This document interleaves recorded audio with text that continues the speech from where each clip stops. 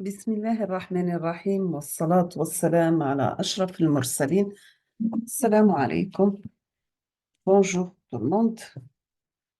Aujourd'hui, je vais présenter le module technologie et protocole pour le multimédia.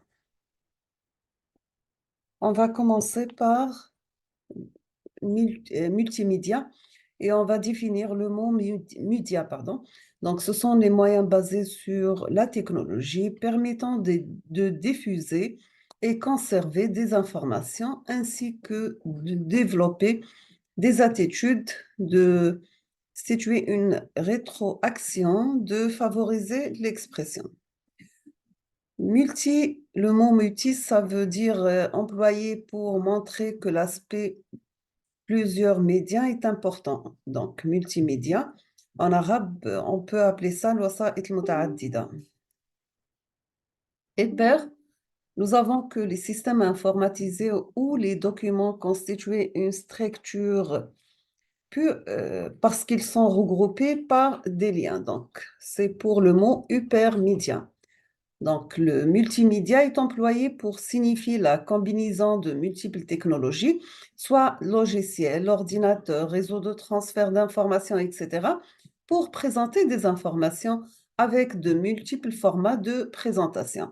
Ça peut être de format texte, sans image ou bien graphique. Donc, c'est plusieurs, multimédia, c'est plusieurs médias.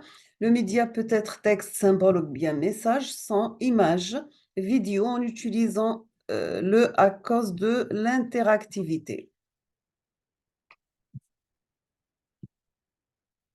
Quels sont les composants d'un système multimédia? Donc, nous avons une partie matérielle et une partie informatique.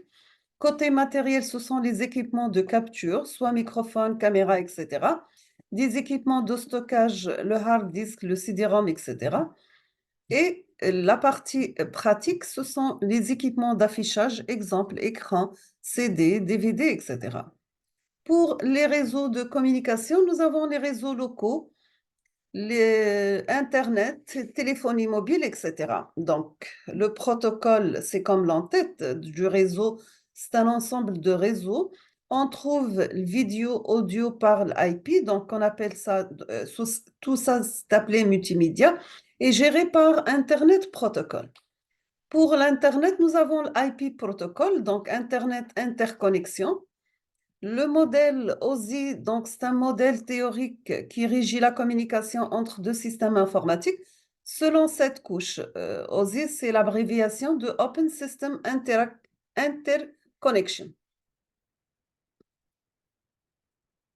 Il est divisé en plusieurs parties. Nous avons une partie dédiée pour application et une partie pour transport du données. Donc, l'application pour gérer les formats de données, présentation, met les données en format image-texte, session pour la gestion et la coordination des communications. Pour la partie transport, nous avons le EDP-TCP. Pour la gestion d'erreurs, réseau format paquet pour le routage, liaison de données à travers des trames. Donc, on trouve les adresses MAC physiques sous forme de bits, c'est la connexion matérielle. Donc, ce sont des supports guidés ou bien non guidés. Dans le protocole, c'est les entêtes, bien sûr, et chaque couche a son propre protocole propre à elle. Le protocole TCP/IP, donc nous avons que le TCP/IP, c'est un modèle réel, s'inspire du modèle OSI auquel il reprend l'approche modulaire, mais il réduit le nombre à 4. Sachant que dans les livres français, nous avons le protocole TCP/IP contient 5 couches et la dernière couche s'appelait physique. On va commencer par l'OSI. Donc, l'OSI, nous avons l'application présentation et session, transport, réseau, liaison physique. Pour le TCP/IP, nous avons application message, transport segment, Internet paquet, accès réseau par tram. Pour les applications message, on va utiliser le HTTP, le DNS, le SMTP, le FTP. Pour le TCP transport segment,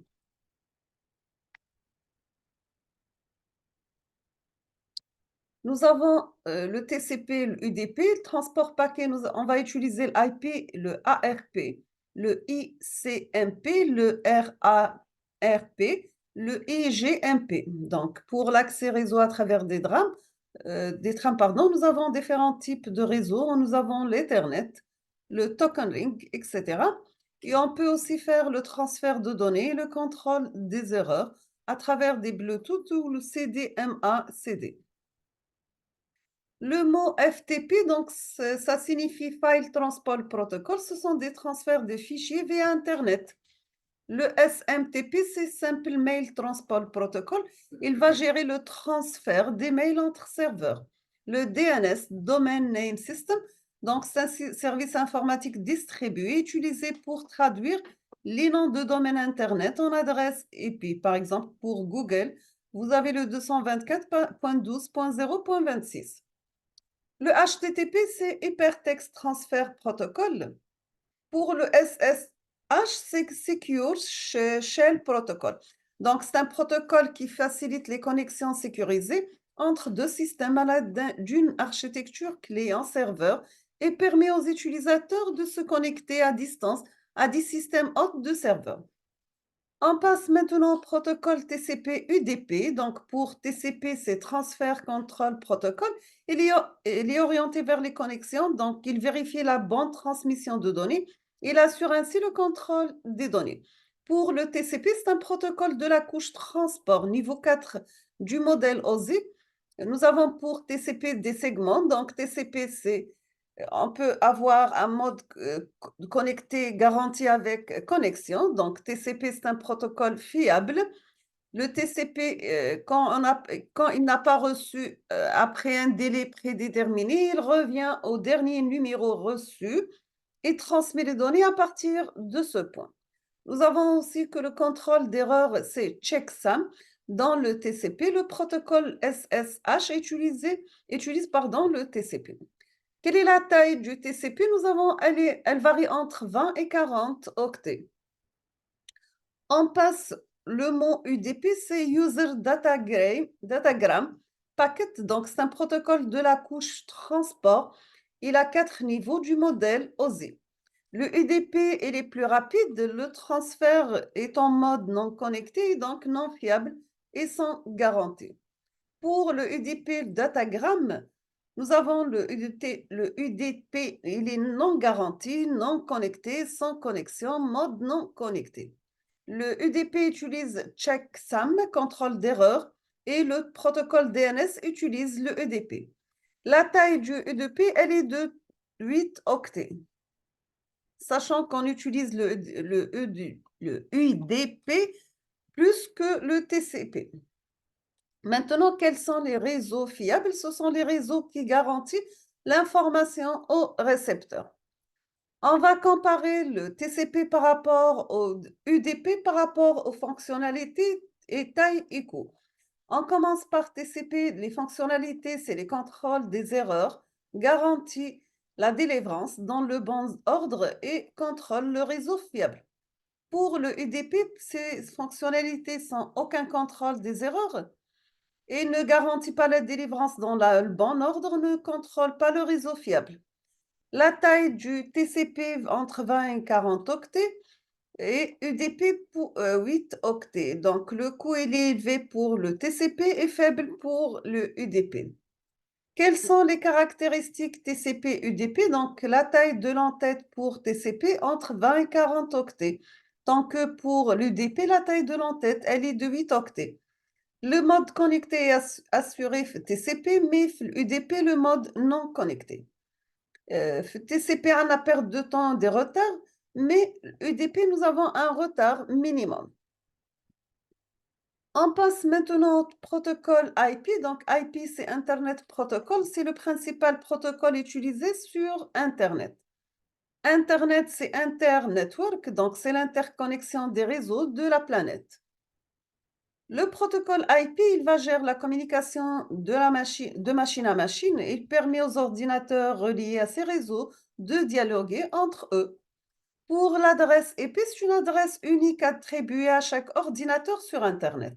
Nous avons que l'adresse IP se présente sous forme IP version 4 et IP version 6.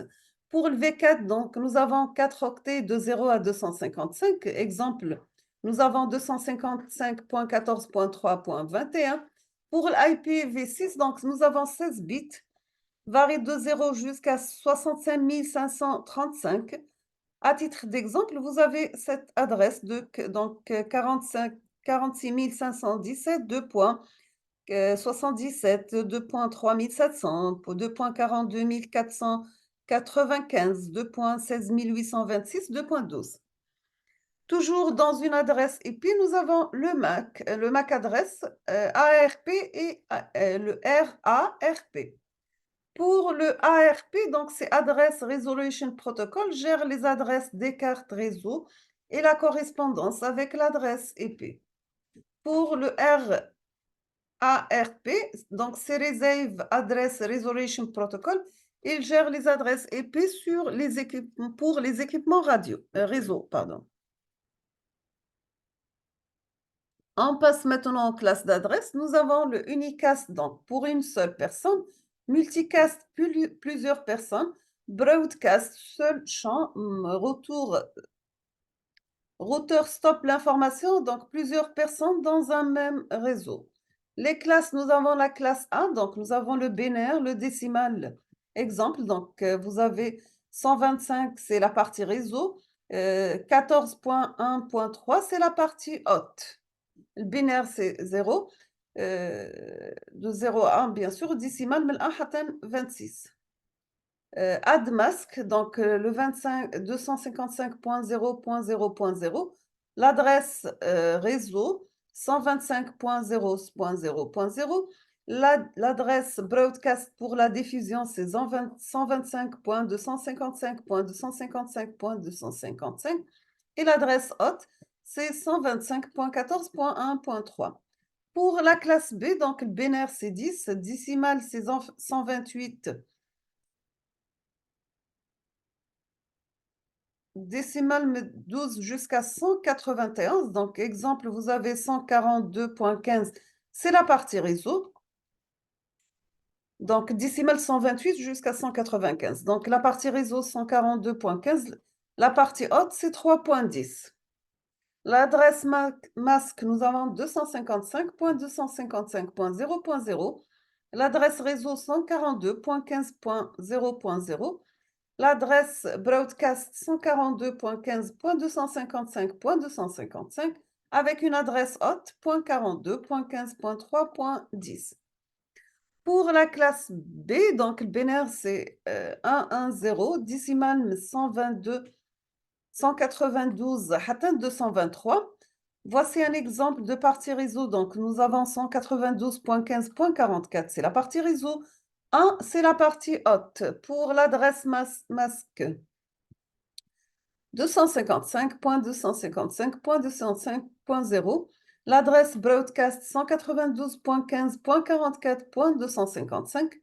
L'adresse réseau 192.15.44.0. L'adresse haute 192.15.44.1. On termine avec la classe C et E. Donc pour la classe D, pardon, le binaire c'est 3 fois 1, 0. Décimal 225, 239. Et la classe E, le binaire entre 240 et 255. Nous sommes arrivés à la fin de cette vidéo, donc je vous remercie infiniment pour votre attention et à la prochaine, Inch'Allah.